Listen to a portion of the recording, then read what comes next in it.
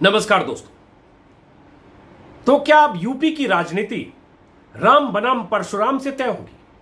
यह सवाल इसलिए है क्योंकि जिस ढंग से अखिलेश यादव और मायावती ने परशुराम की मूर्तियां बनवाने लगवाने का ऐलान किया है, उसके बाद ऐसा लगता है कि विपक्ष के पास या तो मुद्दों की कमी है या हौसलों की कमी है, या उन्हें डर है कि रामवादी पार्टी बीजेपी का मुकाबला मुद्दों के आधार पर शायद वो ना कर पाए, इसलिए ब्राह्मण वोटों को हासिल करने के लिए परशुराम की मूर्तियां लगाने का इंतजाम करें, परशुराम की मूर्तियां लगाने का ऐलान करें।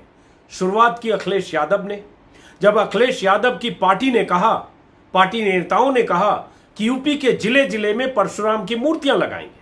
फिर कहा गया लखनऊ में सबसे ऊंची 108 फीट की परशुराम की मूर्ति लगाएंगे। जवाब मायावती की तरफ से आया। मायावती खुद कैमरों के सामने आई, मीडिया के सामने आई और मायावती ने कहा कि परशुराम की बड़ी मूर्ति, असली मूर्ति तो हम लगाएंगे, बीएसपी लगाएगी। उन्होंने यह भी कहा कि अखिलेश यादव को अगर परशुराम की मूर्ति लगानी थी तो तब लगाते जब वो सत्ता में थे। तो मायावती भी परशुराम की मूर्ति लगाएंगी, अखिलेश यादव भी परशुराम की मूर्ति लगाएंगी। अयोध्या में राम मंदिर पहले से बन रहा है।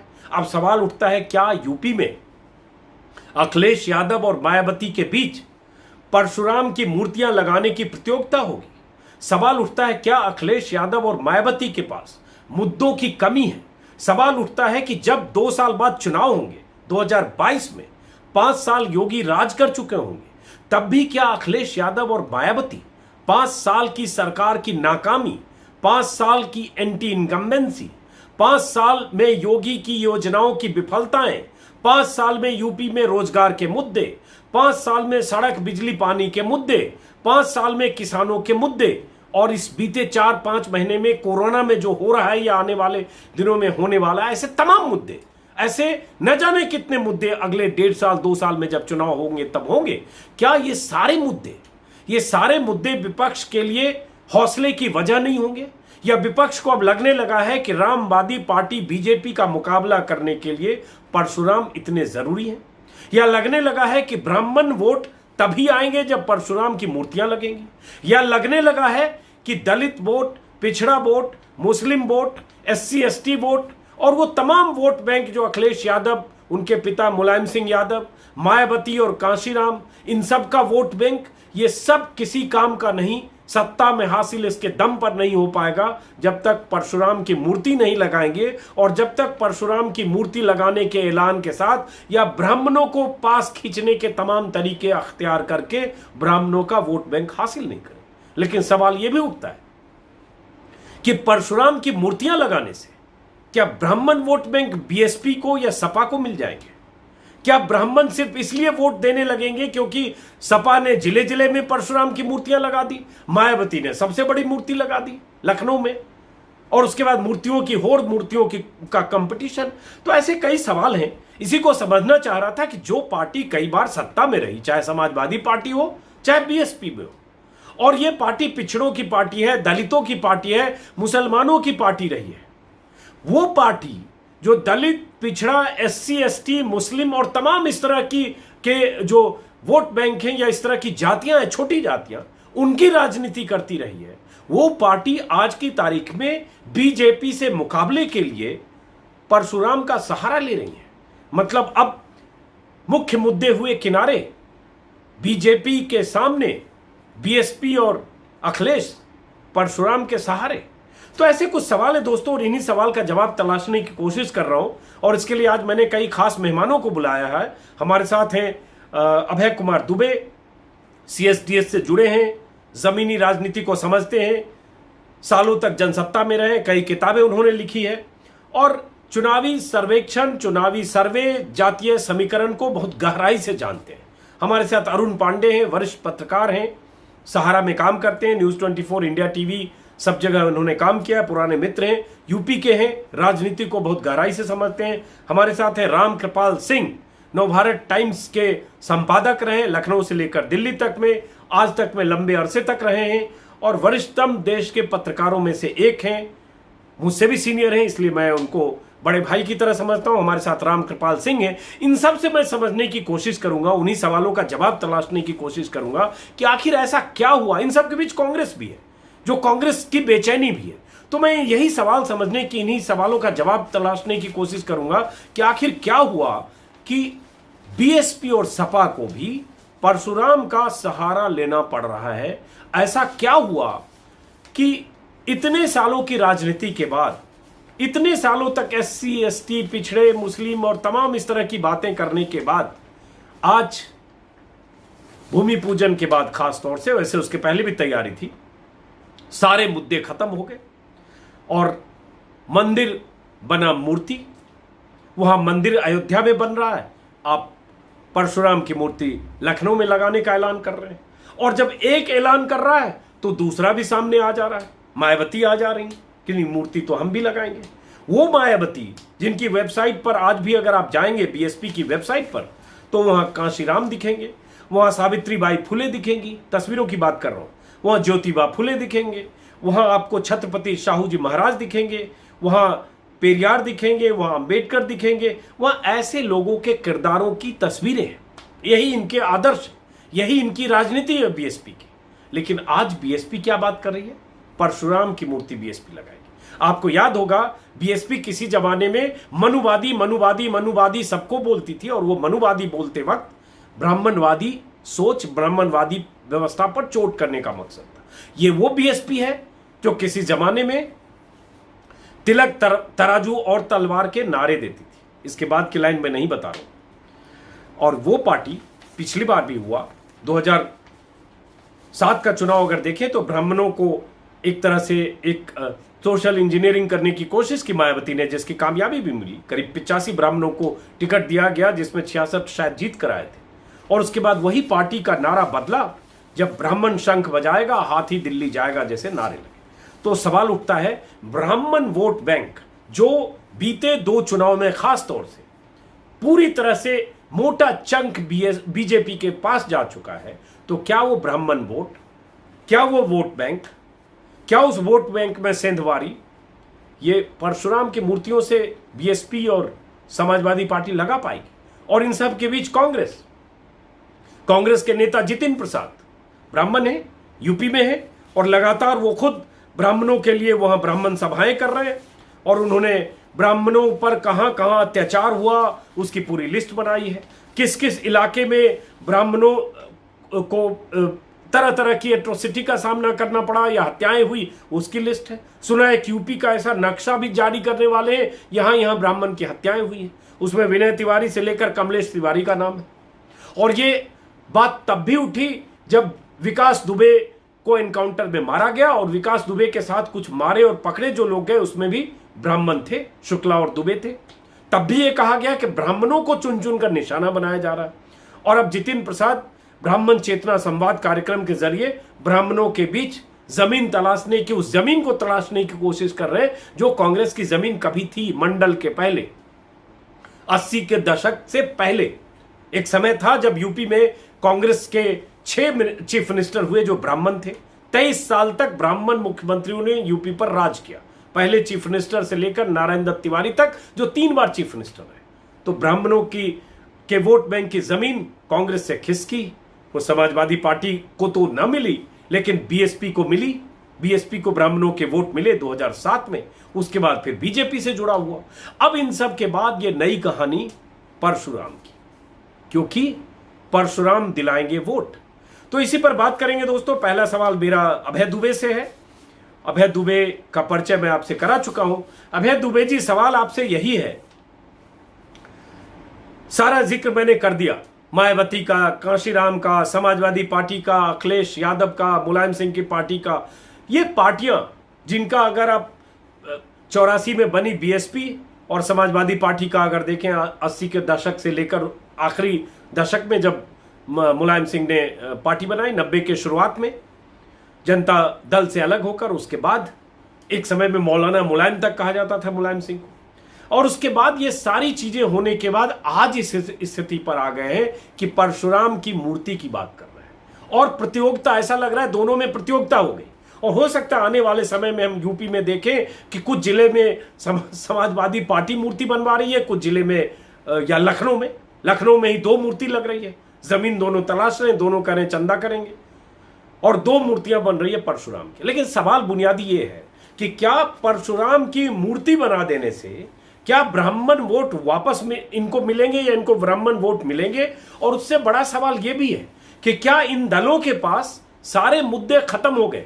इन दलों के पास कोई आधार नहीं है, कोई जमीन नहीं है, कोई ऐसा जातीय समीकरण नहीं है जिसके आधार पर यह बीजेपी का मुकाबला कर सके। हर चीज आजमा कर देख चुके, 2014 में भी देखा, 2017 में भी देखा, सपा बसपा भी साथ आकर देख लिए, सपा कांग्रेस भी साथ देख लिया। काम बोलता है कि नारे वाली पार्टी आज परशुराम की मूर्तियों की बात कर रही है। बीएसपी का तो जिक्र कर चुका, तो क्या परशुराम जी करेंगे बेड़ा पार? यह सवाल है अभय कुमार दुबे जी। और मैं चाहता हूं थोड़ा विश्लेषण करें जिससे लोगों को पता चले कि दरअसल यूपी की राजनीति किस दिशा में जा रही है। मेरा मानना है कि जो भूमि पूजन हुआ है वो 5 अगस्त को हुआ है, लेकिन परशुराम वाला मसला उससे काफी पहले से चल रहा है। दरअसल ये विकास दुबे कांड से जुड़ा हुआ है। इस तरह विकास दुबे का एनकाउंटर उत्तर प्रदेश पुलिस ने किया और भारतीय जनता पार्टी एक तरह से उसको बचाने की कोशिश करती रही और उसका एनकाउंटर फिर भी पुलिस द्वारा किया गया और विकास दुबे को ब्राह्मण शिरोमणि के तौर पर कुछ लोगों ने सोशल मीडिया पर पेश किया था। उसी समय से मायावती लगातार कोशिश कर रही है कि ब्राह्मण समाज में उनकी जो खोई हुई साख है उसको किसी तरीके से वापस जीत ले। अखिलेश यादव भी अपनी तरफ से ये कोशिश कर रहे हैं। इसलिए केवल भूमि पूजन के सवाल से जोड़कर देखना उचित नहीं है, लेकिन मैं अखिलेश यादव और मायावती की दोनों की कोशिशों को काफी हास्यास्पद मानता हूँ। मेरा मानना है कि मायावती को क्यों से दलित देता है। अब हुआ यह है कि दलित समाज के ही गैर जाटव हिस्से ने उनका साथ छोड़ दिया है। अदृश्य किस्म की छोटी छोटी बिरादरियां थी जिनका जाटवों के संख्यात्मक और राजनीतिक के सामने बिल्कुल नहीं चलती थी, ना उन्हें टिकट मिलते थे, ना कोई आरक्षण का लाभ मिलता था। वो धीरे धीरे भारतीय जनता पार्टी के पाले में चली गई। इसी तरीके से जो गैर यादव पिछड़ी जातियां हैं, पहले भाजपा और जनसंघ के साथ केवल लोधी राजपूत हुआ करते थे और काफी मात्रा में शाक्य बिरादरी यानी काफी समाज हुआ करता था। लेकिन अब लोधी और काछियों के अलावा गैर यादव पिछड़ों के अति पिछड़े हिस्से हैं उत्तर प्रदेश के, वो धीरे धीरे कर भारतीय जनता पार्टी के पाले में चले गए हैं और इस तरह से भाजपा ने एक बहुत बड़ी हिंदू एकता बना ली है जो 50-20 से ज्यादा की है। और उस 50-20 से ज्यादा की एकता के कारण हुआ यह है कि मुसलमान वोटों की जो एफिकेसी है, मुसलमान वोटों की जो प्रभावकारिता है वो लगभग शून्य हो गई है। उसका कोई असर नहीं होता। वो भाजपा के खिलाफ कितना भी एकता बंधु कर वोट देते रहे। तो असली स्थिति क्या है? इस स्थिति में हस्तक्षेप 2-3 तरीके से किया जा सकता है। पहला तो यह है कि अखिलेश यादव अपना वास्तव में पिछड़े नेता बने, वास्तव में पिछड़े समाज के नेता बने, केवल यादव नेता बनकर न रह जाए। मायावती वास्तव में दलित समाज की नेता बने, केवल जाटव नेता बनकर न रह जाए। ये काम तो ये लोग कर नहीं रहे और उन ब्राह्मणों के ऊपर परशुराम की मूर्ति के बहाने डोरे डालने की कोशिश कर रहे हैं जो पिछले 30 साल से कटिबद्ध होकर भारतीय जनता पार्टी को वोट दे रहा है। भारतीय जनता पार्टी का अगर चेनी वोट बैंक अगर कोई है तो वो ब्राह्मण समाज है उत्तर प्रदेश में। भाजपा जीते हारे, चुनावी आंकड़े बताते हैं कि भाजपा को 65 से लेकर 68% के बीच ब्राह्मण वोट उत्तर प्रदेश के हर चुनाव में मुतबातर मिलता है। ऐसी स्थिति में केवल एक चुनाव में जिसमें मायावती जीती थी, उन्होंने पूर्ण बहुमत प्राप्त किया था, उसमें 10-12% ब्राह्मणों ने मायावती को वोट दिया था। उसमें भी आंकड़े अगर आप देखें तो उसमें भी भाजपा को ब्राह्मणों का बड़े पैमाने पर वोट मिला था। इसलिए बिल्कुल अखिलेश यादव और मायावती का मुकाबला है कि वो परशुराम की मूर्ति लगवाकर, चाहे मूर्ति कितनी बड़ी क्यों न हो, कितनी भव्य क्यों न हो, ब्राह्मण वोटों को अपनी ओर खींच सकते हैं। उन्हें चाहिए कि पहले जिन समाजों के वो नेता हैं, जिस सामाजिक न्याय की राजनीति कर रहे हैं, उनके वोट उनको मिले जो कि उन्हें मिलने बंद हो गए हैं। एक सवाल है अभय जी, मैं जरा इन लोगों को शामिल करता हूँ, उसके बाद आपके पास आता हूँ।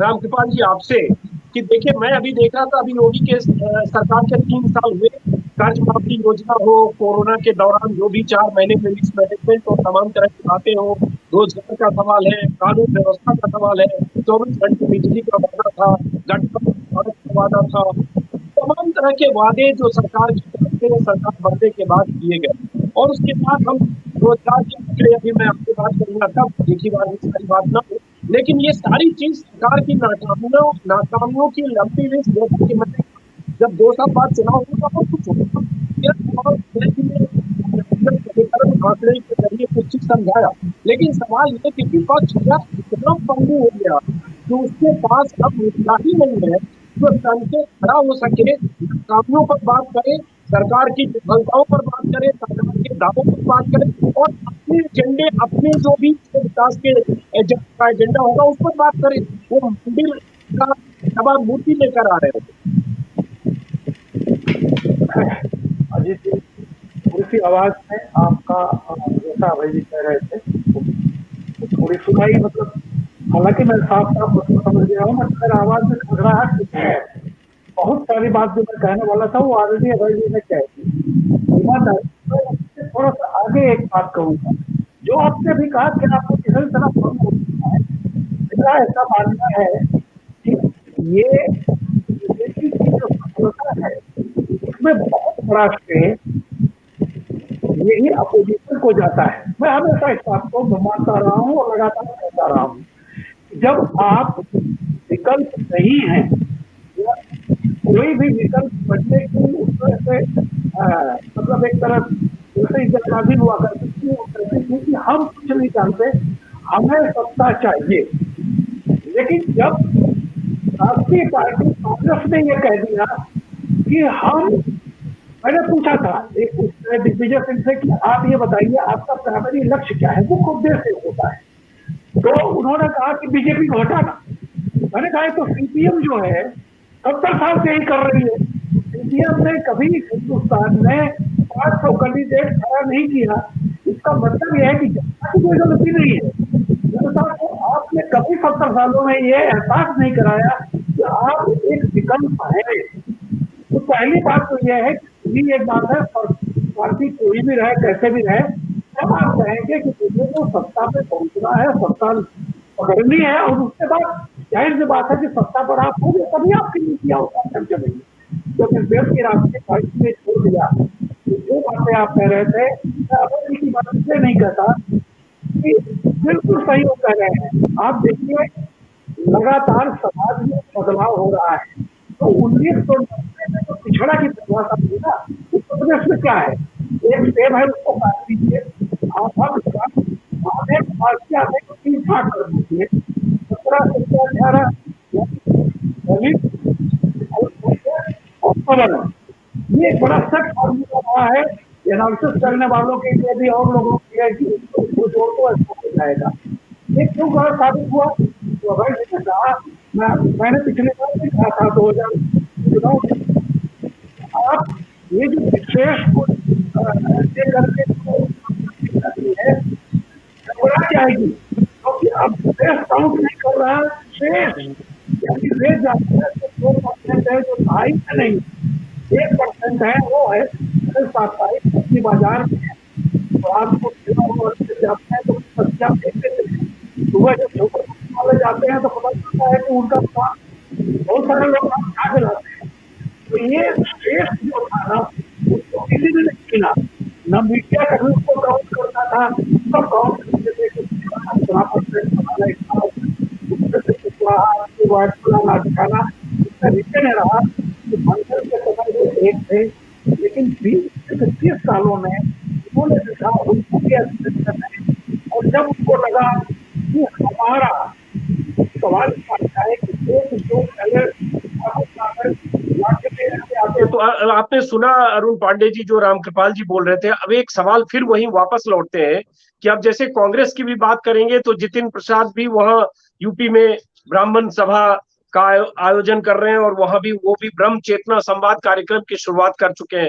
इसके पहले भी लगातार वो लिस्ट बना रहे हैं कि ब्राह्मणों का अत्याचार कहाँ हुआ ब्राह्मणों पर, और उसमें आश्चर्य की बात है कि विवेक तिवारी जो पुलिस के साथ, पुलिस ने जिस ढंग से फायरिंग की और वो घटना हुई थी आप सबको याद होगा, विवेक तिवारी हत्याकांड हो, हालांकि वो एक तरह से पुलिस का एक कहें पुलिस की लापरवाही थी या जो भी थी, या कमलेश तिवारी कांड, हर कांड को ब्राह्मण से जोड़कर एक लिस्ट बनाई गई है और उसके बाद ब्राह्मणों की हत्या के तौर पर उसको सर्कुलेट किया जा रहा है। और सही कहा, वो विकास दुबे के साथ जो लोग एनकाउंटर में मारे गए उनको भी उसमें जोड़ा गया। और पूरी लड़ाई के इर्द गिर्द अब कांग्रेस भी कोशिश कर रही है कि वो जमीन जो 25-30 साल पहले कांग्रेस की थी, कि 22-23 साल कांग्रेस के मुख्यमंत्री रहे जो ब्राह्मण रहे, 6 मुख्यमंत्री रहे, नारायण दत्त तिवारी तो 3 बार रहे, लेकिन ऐसे 6 मुख्यमंत्री ब्राह्मण मुख्यमंत्री रहे 90 के दशक से पहले, मंडल के पहले। तो ये सारी लड़ाई अब ब्राह्मण के उस 15 से 17%, हालांकि उस वोट शेयर को लेकर मुझे कंफ्यूजन है,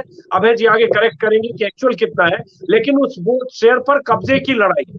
तो क्या इस तरह से वो जमीन कांग्रेस को मिल जाएगी, या जिस जो आपस की प्रतिद्वंदिता मायावती और अखिलेश में हो गई उससे ब्राह्मण इधर आ जाएंगे बीजेपी को छोड़कर, जहां बीजेपी राम जन्मभूमि और राम मंदिर का शिलान्यास या भूमि पूजन कर चुकी उसके बाद भी।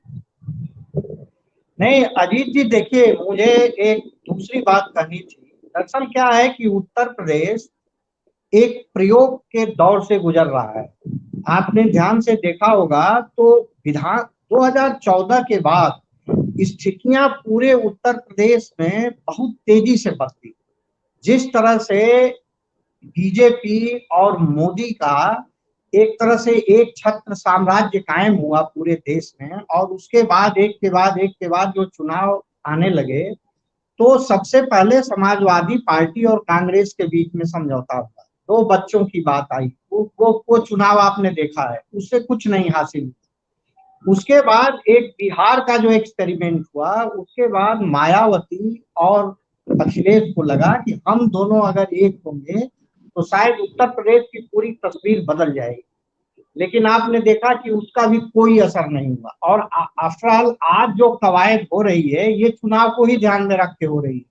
1.5 साल, 2.25 साल बाद वहां भी चुनाव है। तो अब सवाल यह है कि अब तीसरा कॉम्बिनेशन वहां क्या, अब तीसरा एक्सपेरिमेंट क्या हो। तो अब सारे नेता अपनी अपनी एक स्थिति, पोजीशन बना के खड़े हैं। कोई एक के साथ अभी जाने की स्थिति में नहीं है।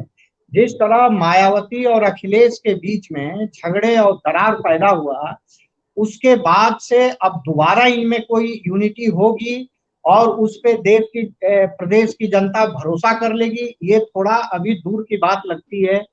दूसरी तरफ कांग्रेस प्रियंका गांधी को ले आकर के जिस तरह से उत्तर प्रदेश में अपने आप को एक फिर से खड़ा करने की कोशिश कर रही है, उससे भी ये दोनों पार्टियों को लगता है कि हमारे लिए स्पेस क्या है। कहीं ऐसा तो नहीं कि हमारे में ही दखल देगी कांग्रेस।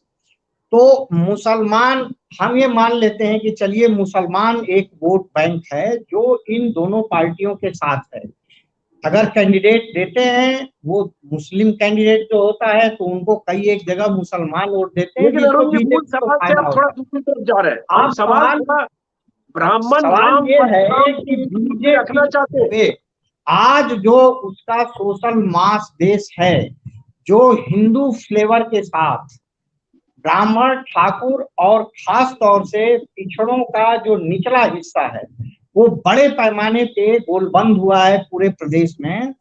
उस वोट बैंक में जो बीजेपी का बेस है, क्योंकि 50% की पार्टी, आज 50% लोग उत्तर प्रदेश में बीजेपी को सपोर्ट कर रहे हैं। कम से कम विधानसभा में दिखाया, लोकसभा में दिखाया, जो विधानसभा के बाद का चुनाव हुआ। तो ऐसे में उनको कमजोर करने का जो सबसे पहला रास्ता दिखता है मुलायम सिंह, माने अखिलेश को और इनको भी, मायावती को और कल को कांग्रेस को भी, कम से कम ब्राह्मणों की जो थोड़ी नाराजगी दिखती है, थोड़ा डिसकंटेंट। अभी देखिए 2 दिन पहले जो मुख्तार के जो 2 करीबी शूटर थे, वो भी ब्राह्मण थे। उनको भी, एक को गोली मारा, एक की हत्या हुई है, पकड़े गए हैं। तो ब्राह्मणों के अंदर जो थोड़ा बहुत डिसकंटेंट है, उसको कैसे कैच करें, इस सोच के साथ ये लोग ये इस तरफ गए हैं। अब ये अभी तत्काल इस निष्कर्ष देखिए, आने वाले दिनों में जो योगी की जो भी हुकूमत उत्तर प्रदेश में जैसे चल रही है, वो बहुत ज्यादा लोगों की जो कह के देखिए ऊब करके लोगों ने योगी को वोट दिया था। जो 14-15 साल सत्ता, कभी मुलायम, कभी मायावती, कभी मिली जुली, तो एक बार मोदी और योगी और जिसको डबल इंजन की सरकार कही गई, उस नाम पे वोट दिया बीजेपी को वो। लेकिन अब एक मोहभंग भी होगा धीरे धीरे, लोगों के चलिए, एक और एक्सपेक्टेशन फुलफिल नहीं हो रहे हैं। और खास तौर से इस कोरोना के बाद जो बेरोजगारी उत्तर प्रदेश में, जो बाहर के भी जो प्रवासी मजदूर जो वापस आ गए थे, वो एक अलग समस्या है सरकार के लिए। अरुण जी रोक रहा हूँ, जरा अभय जी के पास चलता हूँ। ठीक है अरुण जी, वापस आएंगे। अभय जी, उस समय आवाज में थोड़ी प्रॉब्लम थी, पता नहीं, देखते हैं फिर से। मेरा वही बुनियादी सवाल है वापस फिर से कि देखिए, जातिगत राजनीति होती रही है इस देश की, वो ऐसी विद्रूप तस्वीर या सच है जिसको हम सब इनकार नहीं कर सकते। लेकिन जहां अभी अरुण पांडे ने आखिर में बोला, और वही बात मैं कह रहा हूँ कि जो आंकड़े अगर यूपी में देखेंगे तो बेरोजगारी एक बड़ा सवाल है। एक आंकड़ा में द प्रिंट में एक रिपोर्ट देख रहा था कि 2018 में और 2019 के आंकड़े में बेरोजगारों के नंबर्स में 12-13 लाख के सरकारी आंकड़े के हिसाब से फर्क है। स्वामी प्रसाद मौर्य ने विधानसभा में जो श्रम मंत्रालय के हवाले से फरवरी 2020 में कहा, उसमें कहा 33 लाख से 34 लाख के बीच बेरोजगार हैं। उसके पहले उन्होंने 2018 में कहा था लगभग 22 लाख बेरोजगार है। तो 12 लाख के बेरोजगार हैं युवा जिन्होंने रजिस्टर्ड कराया बेरोजगार कार्यालय में, वो सरकारी आंकड़े करते। और उसके बाद कोरोना और तमाम जो इस बीच जो चीजें हुई है वो, तो मेरा सिर्फ वही मैं कह रहा हूं अभय जी कि हम मान लेना कि ये सारी चीजें अब आगे आने वाली राजनीति में मायने नहीं रखने वाली है, क्योंकि जो पार्टी काम बोलता है करके आई, उसने हश्र देख लिया लोकसभा चुनाव में भी और विधानसभा चुनाव में भी। मायावती ने दलित राजनीति, दलित मुस्लिम, दलित ब्राह्मण सारे गठजोड़ करके देखा और बीजेपी के सामने पूरी तरह से जिसको जमीदोज कहना होता है जमीदोज हो गई। तो अब यही राजनीति होने वाली है, ये मान ले। सत्ता पक्ष तो कर ही रहा है, सत्ता पक्ष अगर बीजेपी को माने, विपक्ष के पास भी अब यही हथियार रह गया। और इसीलिए देखिए कि जनोधारी राहुल गांधी को घोषित कर चुकी थी कांग्रेस पहले, सुरजेवाला ने जो कहा था कि सबके जनोधारी ब्राह्मण है। अजीत जी, मुझे याद नहीं पड़ता दिल्ली के एक चुनाव को छोड़कर जब प्याज की महंगाई के सवाल पर जनता ने वोट दिया, ऐसा लगता था उस चुनाव में। मुझे याद नहीं पड़ता कि महंगाई और बेरोजगारी के सवाल पर कभी चुनावों का फैसला हुआ। भारत में चुनाव सामाजिक गठजोड़ के आधार पर जीते हारे जाते हैं। जिस पार्टी सत्ता की दावेदार पार्टियां होती हैं, जिसके पास ज्यादा मजबूत सामाजिक गठजोड़ होता है, जो ज्यादा जातियों और समुदायों को एक जगह जोड़ लेता है, सत्ता का बंटवारा बेहतर करने का आश्वासन देता है और उसका अतीत भी इस तरह का होता है कि लोग उसकी बात पर विश्वास कर लें, उसको वोट मिलते हैं। जो उत्तर प्रदेश में भारतीय जनता पार्टी को 50% से ज्यादा का जो वोट मिलता है, जनादेश मिलता है, उस जनादेश के पीछे एक जबरदस्त किस्म का सामाजिक गठजोड़ है। वही नेता भाजपा को परेशान कर पाएगा जो इस सामाजिक गठजोड़ को डेंट करेगा, जो इसमें से कुछ बिरादरियों को वापस खींच लेगा। इस बात को समझने की जरूरत है। और वो कोशिश ये लोग सोच रहे हैं कि शायद ब्राह्मण वोटों को ये अपनी ओर खींच सकते हैं। मुझे लगता है कि ब्राह्मण वोटों को खींचना इनके लिए बहुत मुश्किल है। ब्राह्मण एक जमाने में कांग्रेस को स्वाभाविक अपनी स्वाभाविक पार्टी मानते थे। आज वो भारतीय जनता पार्टी को पिछले 3 दशक से अपनी स्वाभाविक पार्टी मानते हैं। भारतीय जनता पार्टी जीते हारे ब्राह्मणों का 65 से 68% और कभी-कभी 70% वोट भाजपा को मिलता है। अब योगी सरकार की एक छवि है कि ये राजपूतों के हाथ में सत्ता चली गई है, इस तरह की छवि एक है। और इस छवि के कुछ ठोस कारण भी हो सकते हैं और बढ़ा चढ़ा के कही जाने वाली बात भी हो सकती है। इसकी वजह से ब्राह्मणों में संतोष भी हो सकता है। कुछ घटनाएं ऐसी हुई एनकाउंटरों वाली, उनको जोड़कर इस असंतोष को संतोष की राजनीतिक अभिव्यक्ति पैदा की जा सकती है। मुझे नहीं लगता कि इसमें बहुत ज्यादा कामयाबी प्राप्त होगी। उत्तर प्रदेश का जो द्विज समाज है, ये ट्वाइस बॉर्न उत्तर प्रदेश जो है, जिसके अंदर ब्राह्मण है, जिसके अंदर ठाकुर है, जिसके अंदर बनिया समाज है, जिसके साथ में कायस्थ और भूमिहार भी जुड़े हुए हैं, ये जो पूरा समाज है भारतीय जनता पार्टी का जबरदस्त मतदाता है। जब चुनाव आएगा तो वो भारतीय जनता पार्टी को उसका ज्यादा बड़ा हिस्सा वोट देगा। 100 में 100 वोट किसी भी समुदाय की किसी पार्टी को नहीं मिलते। अगर 60 से 65% वोट भी मिलते हैं, इसका मतलब है कि वो समुदाय उस पार्टी के साथ है। तो ये इन लोगों को चाहिए। ये अभय जी एक सवाल उसके बाद। अजीत एक छोटी सी बात, अखिलेश और मायावती का मैदान क्या है? अखिलेश और मायावती का मैदान तो सामाजिक न्याय की राजनीति है। उनकी राजनीति ब्राह्मण ठाकुर राजनीति नहीं है। उनको अपनी सामाजिक न्याय की राजनीति मजबूत करनी चाहिए, जिसका जुलूस निकल चुका है उत्तर प्रदेश में, जिसका बिहार में भी कबाड़ा हो गया है, इसका उत्तर प्रदेश में भी कबाड़ा हो गया है, पूरे उत्तर भारत में कबाड़ा हो गया है। उस राजनीति को मजबूत करना चाहिए।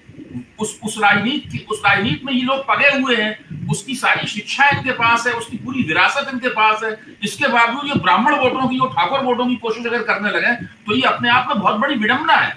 तो अभय जी मेरा सवाल ये था कि जो अगर हम मंडल के पहले की राजनीति देखें, जब बिहार यूपी दोनों में, जैसे बिहार में भी भागवत झा आजाद, बिंदेश्वरी दुबे, जगन्नाथ मिश्रा, चंद्रशेखर सिंह, ऐसे चाहे वो अपर कास्ट हो, भूमिहार हो, राजपूत हो, हालांकि श्रीकृष्ण गोविंद से बीच के दौर में कर्पूरी ठाकुर, दरोगा राय को आप ऐसे छोड़ दे तो अपर कास्ट और ब्राह्मण, खासतौर से ब्राह्मण बहुत राज किया। और इसे यूपी में अगर देखें तो 22-23 साल कहा जाता है ब्राह्मणों का राज रहा, जिसमें 6 मुख्यमंत्री, पहले मुख्यमंत्री से लेकर एनडी तिवारी तक।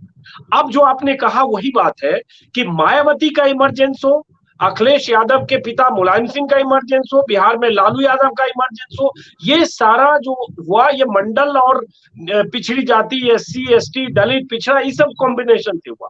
ये सारे कॉम्बिनेशन क्या बिखर गए? क्या अब इसके दम पर आप नहीं हासिल कर सकते सत्ता, इसलिए आप खासतौर से बीजेपी के आने के बाद, मैं रामवादी पार्टी बोल रहा हूं, आने के बाद कि बीजेपी ने केशव मौर्य को भी लेकर आई, कुशवाहा को भी लेके आई, निषाद को भी लेके आई, इसलिए अब आपको देखना पड़ रहा है कि अपना आधार खिसका तो आप ब्राह्मणों को लाने के लिए कोई भी तरीके अख्तियार करो, जो 15-17% में, जो भी उस पाई में, रैट रेस में जो भी आपको हासिल हो।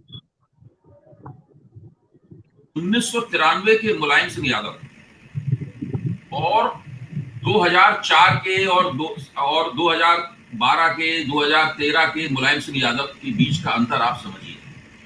1993 में मुलायम सिंह यादव को बहुत बड़े पैमाने पर उत्तर प्रदेश के एक गरीब आदमी ने वोट दिया था, एक मुसलमान ने वोट दिया था। तब वो भारतीय जनता पार्टी के हिंदू विजय दिवस को परास्त कर पाए थे। समाजवादी पार्टी के बीच में गठजोड़ हुआ था, वो एक तरह से देखा जाए तो वो पिछड़ों, दलितों और मुसलमानों और उत्तर प्रदेश के गरीब आदमियों की जीत थी। इसके बाद धीरे धीरे इन लोगों के हाथ से, एक लंबी प्रक्रिया में इन लोगों के हाथ से इनका जन आधार खिसकता चला गया। उसकी वजह रही है कि उत्तर प्रदेश में पिछड़ों के बीच में एक डोमिनेंट कास्ट, एक प्रभुत्वशाली दबदबे वाली जाति का उभार हुआ, जिसे हम यादव के रूप में देखते हैं। यादव अपने आप को एक पॉलिटिकल कास्ट मानते हैं। उसी तरह दलितों के बीच में जाटवों का एक दबदबे वाली जाति के रूप में उभार हुआ। दलितों के बीच सत्ता के साथ नजदीकी और आरक्षण, इन दोनों के जरिए इन दोनों बिरादरियों ने बहुत लाभ उठाया, लेकिन अपने ही पिछड़े और दलित समुदायों की जो दूसरी बिरादरियां थी उनको वो लाभ नहीं मिल पाए। फिर भी वो लोग लंबे अरसे तक इन लोगों को अपना नेता मानते रहे, इन लोगों को वोट देते रहे। ये परिस्थिति सबसे पहले 2014 में बदलनी शुरू हुई, जबकि इन लोगों ने अपनी दबदबे वाली जात को, कास्ट यानी डोमिनेंट कास्ट का समर्थन के नेताओं का समर्थन छोड़कर भारतीय जनता पार्टी का साथ देना शुरू किया। इसीलिए सामाजिक न्याय की पूरी राजनीति, जो मुख्य तौर पर पिछड़ों के लिए यादव राजनीति थी और दलितों के लिए जाटव राजनीति थी, व्यवहारिक रूप से, ठोस रूप से कहें, उसे आकर्षक रूप से हम सामाजिक न्याय की राजनीति कहते थे, लेकिन वस्तुतः ये यादव और जाटव राजनीति थी। भाजपा ने एक नारा दिया अंदर खाने, 3 जात के खिलाफ सब जात। 3 जात का मतलब क्या था? अहीर, जाटव और मुसलमान के खिलाफ सब जात। इन तीनों बिरादरियों के खिलाफ पूरे हिंदू समाज को गोलबंद किया गया और इस काम में भाजपा को बार चुनावों में कामयाबी मिली। 2014 में कामयाबी मिली, 2017 में कामयाबी, 2019 में कामयाबी मिली। 3 चुनावों में लगातार उत्तर प्रदेश के वोटर इस पैटर्न पर वोट करते रहे हैं। ये पैटर्न केवल योगी सरकार की कुछ नाकामियों से नहीं बदलेगा। योगी सरकार की जो कुछ प्रशासनिक विफलताएं हैं, जो हर सरकार की होती हैं, उससे ही पैटर्न नहीं बदलेगा। इस पैटर्न को बदलने के लिए गैर भाजपा शक्तियों को बहुत मेहनत करनी पड़ेगी। उसे पहला काम तो ये करना पड़ेगा कि उसे एक जबरदस्त एकता दिखानी पड़ेगी, जो आज तक उत्तर प्रदेश में कायम नहीं हो पाई है। दूसरा काम उसे ये करना पड़ेगा कि छोटी छोटी तमाम बिरादरियां जो भाजपा के पाले में चली गई हैं, जो भाजपा की स्वाभाविक वोटर नहीं है, उनको वापस जीतना होगा।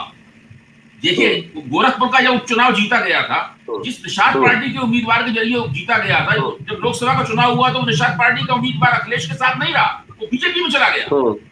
जब आप उस उम्मीदवार को भी नहीं अपने साथ, जब आप उस उम्मीदवार को भी अपने साथ नहीं रख पाए, जो कि एक छोटी बिरादरी का उम्मीदवार था, उसको भी नहीं रख पाए, जिसकी वजह से आपकी हवा बनी थी, ये इस बात का सबसे बड़ा प्रमाण है कि दरअसल आप भारतीय जनता पार्टी का जो सामाजिक गठजोड़ है, जो एक फॉर्मिडेबल सोशल कॉम्बिनेशन है, उसको तोड़ पाने में पूरी तरीके से नाकाम है। चलिए अब मैं एक आखिरी सवाल लेता हूँ रामकृपाल जी आपसे। अगर हम ऐसे बीजेपी की बात करें, चूंकि अब जाति, ब्राह्मण, परशुराम, राम यही बात कर रहे हैं, तो आज की तारीख में देखें तो बीजेपी में कई ब्राह्मण नेता हैं। यूपी में 8 कैबिनेट, यूपी कैबिनेट में 8 मंत्री हैं, रीता बहुगुणा से लेकर ब्रजेश पाठक तक, और महेश शर्मा से लेकर शिव प्रताप शुक्ला तक केंद्रीय मंत्रिमंडल में। कलराज मिश्रा पहले मंत्री थे, अभी राज्यपाल हैं। महेंद्र नाथ पांडे पहले थे बीजेपी प्रेसिडेंट, अब मान लिए चलिए स्टेट प्रेसिडेंट चेंज हो गए, लेकिन पहले से बहुत सारे ब्राह्मणों को अकोमोडेट वहां भी किया गया। अब यहां से मैं सिर्फ उस पर अगर केंद्रित रहूं तो यहां से क्या हासिल दिखता है कि अखिलेश और मायावती अगर इस तरह से परशुराम के इर्द गिर्द आते हैं। बिहार में कहावत है, जातो गवाए भातो न खाए, तो कहीं ऐसी स्थिति तो नहीं होगी कि परशुराम के लिए आप इतनी मारा मारी करें, 75 जिलों में, 30 जिलों में आप परशुराम की मूर्तियां लगाने के लिए आप शिलान्यास करने लगे, भूमि पूजन करने लगे, और 108 फीट की मूर्ति लखनऊ में लगा दे, और उसके बाद जब चुनाव हो तो हासिल कुछ ना हो, क्योंकि उसके और बहुत सारे डायनेमिक्स होंगे उस ब्राह्मणों के वोट पाने के लिए। अजीत जी, पहली बात तो यही मुझे तरस आता है, आज हम 2020 के हिंदुस्तान में, जिसमें 65% युवा है, जिसमें से बहुत सारे पढ़े लिखे हैं, जो नहीं भी पढ़ा लिखा है, पहले वो दौर था कि अगर आपको नॉलेज चाहिए तो आपको काखा गाघा आना चाहिए, यानी किताब पढ़ने आना चाहिए, वो भी दूर हो गया है। आज ओबामा का शपथ एक झुग्गी वाला भी देख ले रहा है और एक वाइस चांसलर भी देख रहा है। एक वो गांव में काम करने वाली महरी भी जानती है कैसे कैसे अत्याचार कहाँ हो रहे हैं या निर्वाह कितना सजा हुआ। मेरा कहना यह है कि आप अगर मार्कशीट ओरिजिनल उपलब्ध है तो आप फोटो कॉपी क्यों लेने जाएंगे? धर्म की एक ओरिजिनल मार्कशीट जनसंघ के नाम से इस देश में आज तक से वो बीजेपी में परिवर्तित हो गई है, वो मौजूद है। तो ये पहली बात तो बता दूं कि ये सोचे हैं कि हम परशुराम की मूर्ति बना दें या फलाना की मूर्ति बना दें। आप खुद देख लीजिए अपने ही घर में या बगल बगल में कितने लोग हैं जो मूर्ति के चलते वोट देने जा रहे हैं। आज भी मैं कह रहा हूँ, जो अभय जी कह रहे थे कैसे हुआ, 93 में क्या हुआ था, 91 में क्या हुआ था। देखिए एक बात है कि आप, अभय जी ने बहुत सारी बातें की, मैं दूसरा सवाल करता हूँ, क्यों आपका जनाधार सिर्फ एक जाति को छोड़ के बाकी जातियां आपसे क्यों नाराज? तमाम एनालिस्ट 2019 के चुनाव के पहले कितने लोग आते थे, सब 3 नाम लेते थे, फूलपुर, कैराना, गोरखपुर। कोई भी नतीजों के बाद कोई फूलपुर, कैराना, गोरखपुर का नाम नहीं लिया। जरा उन पंडितों से पूछना चाहिए जो समाजवादी पार्टी या बीएसपी या फलाना कांग्रेस के रहे कि भाई ये फूलपुर, कैराना और गोरखपुर क्यों भूल गए? ऐसा क्या हुआ है फूलपुर, कैराना, गोरखपुर के तुरंत बाद कि नतीजे ये सब हो गए? जब आप सही एनालिसिस नहीं करेंगे, आपको लगेगा कि वो ये तो धर्म के चलते सब सारा हुआ है, तो इसका मतलब है कि भारतीय समाज का विश्लेषण आप बिल्कुल कुछ नहीं कर पा रहे हैं। या तो आपको मालूम नहीं है या आप करना नहीं चाहते, आप सुविधा भोगी राजनीति की चाहते हैं कि जो बीजेपी करे हम एक चीज खड़ी करके कृष्ण भगवान की मूर्ति बना करके फलाना चीज करें। रामकृपाल जी, एक आखिरी सवाल है मेरा कि जो आपने बात कही, ठीक है कि आज हम इस दौर में जब भारत कहां से कहां जा रहा है, दुनिया चांद से लेकर मंगल तक का सफर दुनिया तय कर चुकी, लेकिन सवाल तो ये भी है कि इस दौर में भी हम धार्मिक प्रतीकों के इर्द गिर्द राजनीति को ही आखिर हम उसके इर्द गिर्द ही जा रहे हैं, क्योंकि जिस ढंग से वहां अयोध्या में हमने देखा शिला पूजन से लेकर और जिस ढंग से वहां राम जन्मभूमि का भूमि पूजन हुआ और उसके बाद प्रधानमंत्री ने 5 अगस्त को 15 अगस्त से तुलना भी कर दी, तो ये एक लगता नहीं है कि एक लकीर बीजेपी ने अब इतनी लंबी खींच दी है, राष्ट्रवाद, देशभक्ति और ये रामनामी पार्टी, कि उसका काउंटर विपक्ष को नहीं सूझ रहा है, तो अब यही सब फॉर्मूले शॉर्टकट अपनाने की कोशिश कर रहे हैं। कोई रास्ता छोड़ा नहीं या उनके पास कोई रास्ता है नहीं? अजीत जी, ऐसा है कि मैं अभी भी मानता हूं कि इस देश में जब से हजारों हजार साल से गांव में रहने वाले लोग धार्मिक, जिसको आप कहते हैं धार्मिक, मेरी माँ जो थी वो कभी किसी का मतलब जैसे होता है ना छुआछूत भी मानती थी, लेकिन कभी उसने ये नहीं देखा माइनॉरिटी के लोगों को, एक मुसलमान औरत को जब तक वो खाना नहीं खिलाते लगातार उससे छूट जाएंगे। वो व्यक्तिगत आस्था राजनीति में, उसी दौर में कांग्रेस जीतती रही, उसी अयोध्या से मित्रसेन यादव, याद होगा आपको, सीपीआई जीतती रही। बीएसपी को अपना दफ्तर खोलने की जगह नहीं मिली थी, तब भी लोग धार्मिक थे। देखिए, दिक्कत यह है कि जिस मुद्दे पर एक लंबी लड़ाई लड़नी पड़ती है, जैसे अभय जी ने कहा था, चौधरी चरण सिंह वो लड़ाई लड़े थे जिसके चलते 67 में हुआ, और पीजेंट्री मूवमेंट, और जयप्रकाश जी जब आए, जिसके ऊपर नीतीश कुमार हैं, लालू यादव हैं, सारे लोग हैं, तो ये जो पीजेंट्री मूवमेंट कर्पूरी ठाकुर और यहाँ मुलायम सिंह सारे लोग किए, इन लोगों को यह पता था कि पिछड़ों का मतलब सिर्फ अपनी जाति नहीं है। वो होता है, स्वाभाविक होता है कि उस तरह के लोग आपके पास आएंगे, मानेंगे, लेकिन वो उनको फीडबैक मिलता था। आप देखिए जनेश्वर मिश्रा जैसे कैसे कैसे लोग उनके साथ रहे, और उन्होंने क्या किया, वो राजनीति धीरे धीरे, मैं किसी अखिलेश का दोष नहीं देता, बेचारे नए नए हैं, मायावती का। दिक्कत यह है कि जब आप काशीराम की तरह, जो काशीराम को बिल्कुल मालूम था कि मैं सवर्ण नैतिकता को जितनी गाली दूंगा उतना ही मेरा वोट बैंक बढ़ेगा, तो वो ईमानदारी से उस पे थे। लेकिन अब मायावती जी को लगा कि नहीं, ब्राह्मण हाथी शंख बजाएगा, वो ब्राह्मण शंख बजाएगा, हाथी चलता जाएगा, अब ऐसे फ्लक्चुएट करने लगी। सत्ता जाने के बाद बौखलाना नहीं चाहिए, और जो सत्ता जाने के बाद बौखलाता है, इसका मतलब यह है कि वो गलत राह पकड़ चुका है, वो विकल्प बनने में उतना ही अपने लिए मुश्किलें पैदा कर रहा है जो आज का विकल्प है। अभय जी, क्लोजिंग रिमार्क सिर्फ, कि कभी एक नारा था कांशीराम का, जब वाम सेफ और बीजेपी बीएसपी का गठन 84 और 84 के बाद तिलक तराजू तलवार वाला, और अब जो रामकृपाल जी ने कहा कि ब्राह्मण शंख बजाएगा हाथी, माफ करें, हाँ, ब्राह्मण शंख बजाएगा हाथी दिल्ली जाएगा टाइप के नारे। तो अब यहां से आप आगे 2 साल क्या देखते हैं राजनीति को? 2 साल की राजनीति मेरे सामने तो बिल्कुल स्पष्ट है। मेरा मानना है कि उत्तर प्रदेश की राजनीति में, देश की राजनीति में भी और उत्तर प्रदेश की राजनीति में खास तौर से भारतीय जनता पार्टी का वर्चस्व स्थापित हो गया है। इस वर्चस्व को तोड़ने के लिए विपक्ष को बहुत ही इनोवेटिव किस्म की, बहुत नए किस्म की, अनूठी किस्म की नीतियां, युक्तियां अपनानी पड़ेंगी। जिस तरीके से अभी तक वो राजनीति करते आए हैं, उससे उनका काम नहीं चलेगा। केवल योगी सरकार की विफलताओं पर फोकस करने से हो सकता है उन्हें चुनाव प्रचार के कुछ मुद्दे प्राप्त हो जाएं, लेकिन उससे उनका काम नहीं चलेगा, क्योंकि बहुत कमजोर, अदृश्य किस्म की पिछड़ी और दलित जातियों को राजनीति में लेवल प्लेइंग फील्ड देने का आश्वासन देकर हिंदुत्ववादी शक्तियां अपने साथ लाई हैं। और मैं भव्य हिंदू परंपरा में, जो 19वीं शताब्दी में बनी थी, उसमें स्थान देने का आश्वासन भी उन्हें प्राप्त हुआ है। तो ये जो स्थिति है, जब या तो ये तमाम शक्तियां, जो नई शक्तियां आई है, भाजपा में निराश होकर भाजपा छोड़ जाए और कोई दूसरे मुकाम और दूसरे ध्रुव की तलाश करने लगे, वरना मुझे बहुत मुश्किल लगता है। क्योंकि देखिए, जिस तरह 2019 में उन्होंने कोशिश की, उससे पहले 2017 में कोशिश की, जिसका अभी अरुण ने बहुत अच्छी तरह से विवरण दिया था, वो सारी कोशिशें नाकाम हो गई हैं। अभी तक मुझे कोई भी ऐसी नया प्रयास, कोई नई रणनीति, नई युक्ति नहीं दिखाई पड़ रही है जिसके जरिए ये लोग भाजपा के इस जबरदस्त सामाजिक गठजोड़ को कोई चुनौती दे पाए। चलिए, अरुण पांडे, क्लोजिंग रिमार्क। क्या अब यहाँ से हम 2 साल बाद की राजनीति, क्योंकि अखिलेश यादव, मायावती ने भी अगर ये किया है एक दूसरे से कंपटीशन, प्रतियोगिता परशुराम के लिए, तो 2022 उनके सामने है, क्योंकि 17 में चोट खाए और उसके बाद गठबंधन करके सपा बसपा गठबंधन, कांग्रेस सपा गठबंधन, सारे गठबंधन ध्वस्त हुए। तो अब वो इस पिच पर आए जहां 17-15% ब्राह्मण वोट, और उसके लिए जो भी काउंटर करने की कोशिश करेंगे।